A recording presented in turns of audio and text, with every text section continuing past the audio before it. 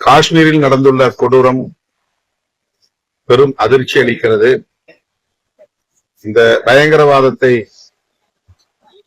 கடுமையாக நசுக்க வேண்டும்.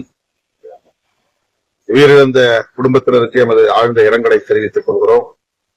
பாஜக அரசின் தவறான கொள்கை மற்றும் ஜம்மு காஷ்மீர் விஷயமாக அவர்கள் எடுத்த நடவடிக்கை இந்த விளைவுகளை உருவாக்கி இருக்கிறது. அது மட்டுமில்லாமல் உளவுத்துறை தோல்வியடைந்திருக்கிறது என்பதைத்தான் இந்த சம்பவம் உறுதிப்படுத்துகிறது.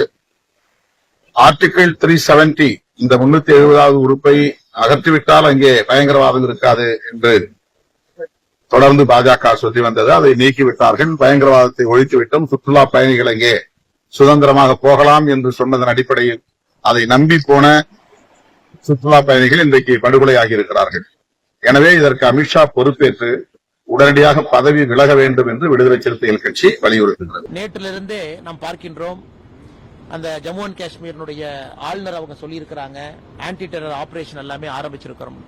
அதனால் அரசு நிச்சயமாக இதற்கு என்ன பதிலடி கொடுக்கணுமோ, எப்படி கொடுக்கணுமோ, எந்த நேரத்தில் கொடுக்கணுமோ கொடுப்பாங்க. அதனால் மக்கள் அதற்காக நாம் செய்யக்கூடிய வேலையை நம்ம நிறுத்தக்கூடாது. எல்லோரும் நம் வேலையை செய்யணும். காஷ்மீர் போறவங்க போகணும்.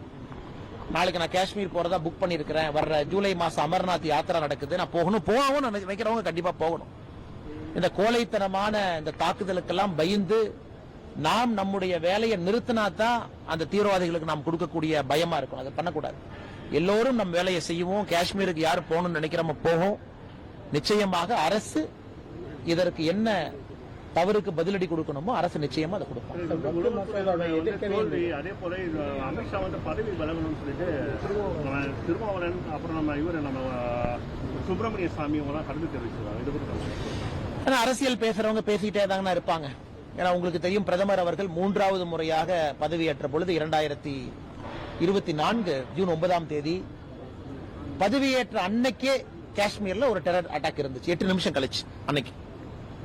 ஏன்னா அவர்களை பொறுத்தவரை, பாகிஸ்தானை பொறுத்த வரைக்கும், ஐஎஸ்ஐ பொறுத்த வரைக்கும் இந்தியாவில் அமைதியை குலைக்கணும், அச்சுறுத்தலை ஏற்படுத்தணுங்கிறதுக்காக தொடர்ந்து நடத்துறாங்க. நான் இந்த நேரத்தில் நான் பேச வேண்டிய தலைப்பு இல்லை என்றாலும் கூட இதையும் பேசுறேன்.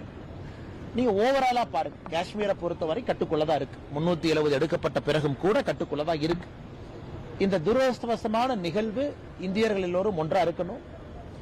அரசு இயந்திரங்கள் செயல்படுறாங்க, இதற்கான பதிலடியை கொடுப்பாங்க.